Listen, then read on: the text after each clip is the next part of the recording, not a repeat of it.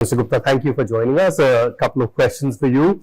I'd like to know from a business perspective, what motivations would you share, or in your capacity as at NSFEI, what motivations would you share with your peers for pursuing a more responsible development of renewable energy in India?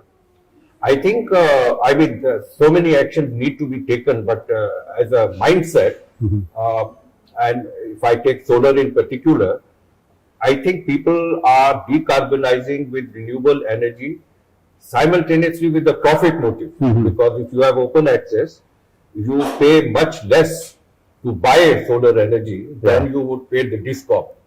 So I think the motivation should be more responsible, that you want to actually decarbonize, in which case you will find a lot of resources which are needed to spread the renewable energy. So I think that approach perhaps needs to be more changed a little bit. So it's a mindset change that you're referring to. I think so. Okay, great. Thank you very much.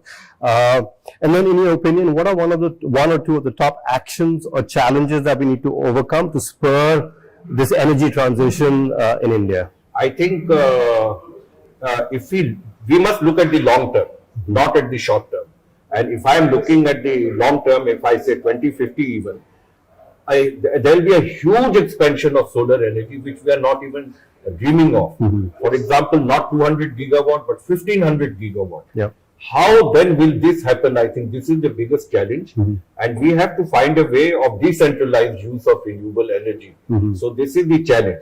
The other thing is the need for storage. And therefore, the good signs are that we are developing technology which is getting cheaper, and now we are finding materials. So there is hope. So storage with decentralization, I think, is the way forward. And what role do you see for policy in this domain?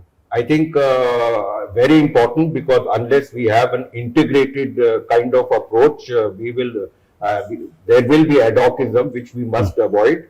So it's not only renewable energy, but also what renewable energy can do for other sustainability issues, and what could there be economic contribution other than pure energy. So I think these are very critical issues for the country, and we need to have policy notes and discussions to sort of make an integrated way forward. Okay, thank you.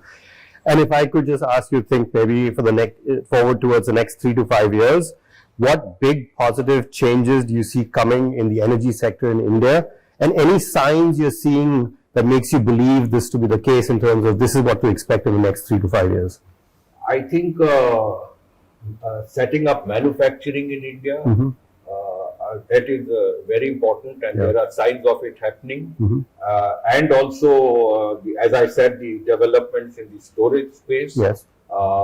And one thing, other thing that which is neglected, for which I'm hoping, and that is the use of biomass. There is a lot of scope which we have not fully exploited. But my worry is about too many cars on the roads. I know transportation is a subject that you're very interested in. Thank you very much.